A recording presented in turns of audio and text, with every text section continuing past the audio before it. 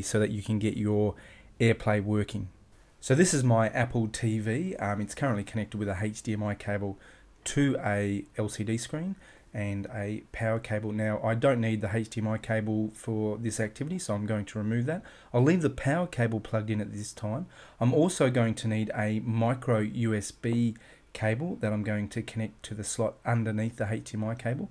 You may need to go and locate one of these. Once it's in and connected, I can then connect that cable to my computer so that iTunes can discover my Apple TV to get this process started.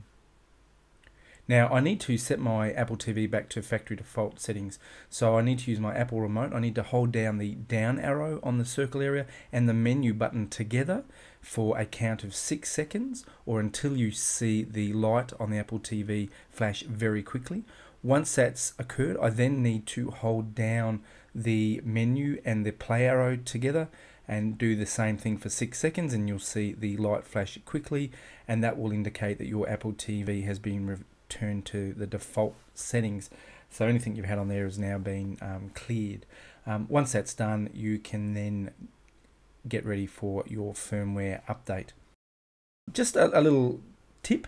I found that I get a 1604 error when I first try to do the firmware update. The reason you would get this error is because the power cable is plugged in still when you go through the firmware update when connected to your computer. You can disconnect the power at this stage and that will save you from getting that error.